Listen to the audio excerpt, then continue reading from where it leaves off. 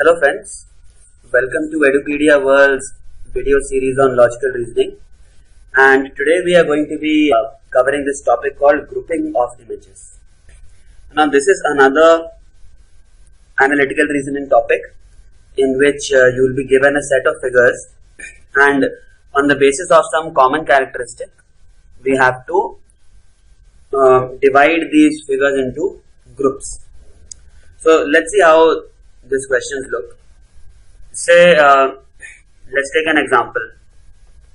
So in the question on the screen right now, there's a grid of 9 figures and it is followed by 4 options A, B, C and D. Now our job over here is to find out some common patterns between these figures and to classify them according to those common patterns. So how should we go about answering these questions? Okay, so let's take a look. Now when I observe these figures, first of all the figures on the right stand out, okay, because the area between the two figures, say for example in figure number 3, there's a smaller triangle inside a bigger triangle, and the area between these two figures is shaded. The same thing happens in figure 6 also. There's a small circle inside a big circle and the area between the two circles is shaded. Similarly, in figure 9, there's a small square inside a bigger square and the area between both the figures is shaded. So we can see a pattern between these 3 figures, so we can put them into one group. Okay, so we have 3, 6 and 9 as one group. Now let's look at other figures and see if there is anything else common. Now we observe that figure number 1 is also similar to figures 3, 6 and 9. The only difference is that the area between the two figures is not shaded. So in the figure 1, we have a small rectangle inside a big rectangle, but the area between the two figures is not shaded.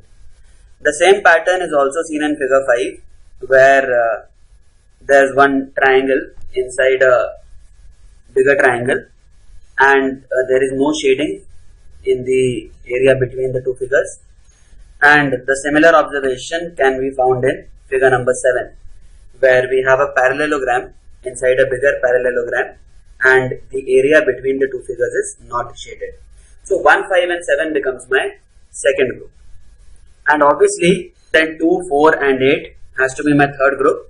And I can see a logic in this grouping also. We have different figures inside each other. Okay, so in figure 2, we have a triangle inside a circle. In figure 4, we have a circle inside a square. And in figure 8, we have a circle inside a triangle. Now I will check which options match my grouping. That is 1, 5, 7 is one group. Then 2, 4, 8 is one group. And 3, 6, 9 is the last group. So I see that option B, the second one, matches this, and that will be my answer. So in these kind of questions, all we have to do is identify a pattern. Okay, so in this set of videos, okay, we will be covering this topic in 2 videos. We will take a look at various problems with different logics that are used, so that we have a comprehensive understanding of these kind of questions, and we also get enough practice with them. So let's move on to the next question, example 2.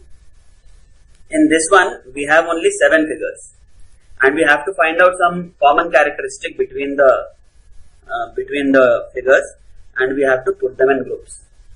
Now, if you observe this figure, I can find out a similarity immediately in figures 2, 4, and 5. Because in figure 2 there is a circle, small circle inside a bigger circle. In figure 4 there is a small square inside a bigger square. And in figure 5 there is a small triangle inside a bigger triangle. So I have 2, 4 and 5 as one group. Now in the exam, since you will be under a time constraint, you can adopt an alternative approach to solve these kind of questions. So you can form one group and then find that group in the answer choices. Eliminate the options which don't have that group. So my group that I have identified is 2, 4 and 5.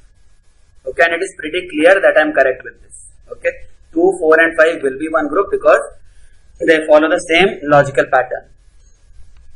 So I see that 2, 4 and 5 is not present in options A, B or C. So the correct answer choice has to be option D. So in this way, some questions can be solved quicker than actually forming all the groups. Just form one group and start eliminating. If we see logically also, 1 and 3 have to be a group because there is a V inside both of these. And 6 and 7 also have to be one group because we have intersecting lines inside the figure. So my answer has to be 1, 3 in one group, 2, 4 and 5 in one group, and 6 and 7 in another group. And I will select option D as my answer. So we can adopt either of the two approaches. In fact, it should be a combination of both. Form groups and at the same time keep eliminating the options that don't have that particular group. Now in example number 3, again we have 9 figures. Okay, it's a 3 by 3 grid. So if you see, all of these figures look pretty similar. We have to find out some common trait between these. So upon observing, you can pause the video for a few seconds if you want to figure it out by yourself. You can do that for all of the following examples. Once you see the grid, you can pause the video for 10-15 seconds and then resume, and we will have a discussion on that particular question. So in this question, I see that in figures 4, 6 and 9, the lines inside do not intersect. Okay, they start from a point and they go to the other end. Okay, they are not intersecting each other. So 4, 6 and 9 has to be one group. Just by doing that, I have been able to eliminate options B and D, and now I have to choose between options A and C. After that, I see that in figures 2, 1 and 5. Okay, so figures 1, 2 and 5 have concave lines inside. Okay, the lines are bent inwards in figures 1, 2 and 5. Thereby I have been able to eliminate option C, and now I am left with option A, which will anyway be the answer because in figures 3, 7 and 8, the lines inside are convex.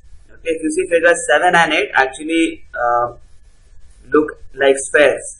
Figure 7 looks like a ball. It's because the lines inside are convex or they are bent outwards. So my group will be 1, 2, 5 concave lines, 3, 7, 8 convex lines, and 4, 6, 9 the lines which do not intersect each other. And that's my answer. Okay, let's take a look at a couple of more examples before we move on to the next part. So now we have example 4 on our screen.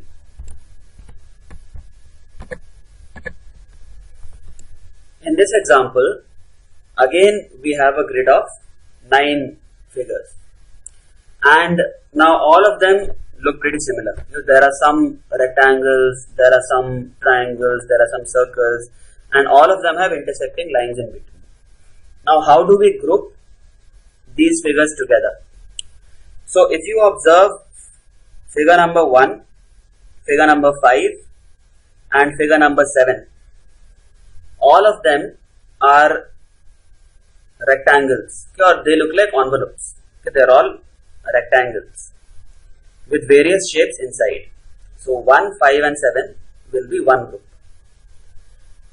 Using a similar line of thought, figures 2, 6 and 9 are triangles with different shapes inside. Okay. 2, 6 and 9 are triangles, and 3, 4 and 8 are circular in shape.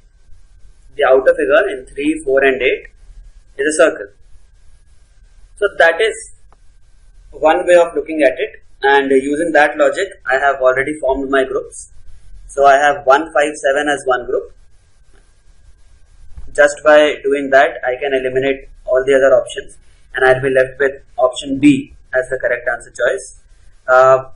which also has 2, 6, 9 as one group and 3, 4, 8 as the third group. So I will select option B and that will be my answer. Now we'll look at one more figure before we move on to the next part in this video. So example 5. What do we have in example 5? Again we have a grid in which we see that figures 2, 6 and 8 are triangular. Okay, now when I take 2, 6 and 8 to be one group, which I know is true because there is no other figure which has a triangular shape. So I see that only one option has 2, 6 and 8 as a group. That is option C, and I can eliminate the others and that will be my answer.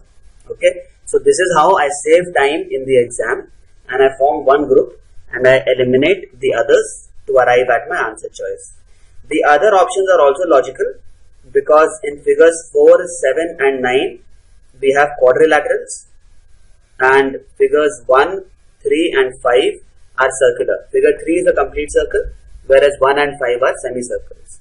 So the reasoning is correct and the correct answer choice will be option C.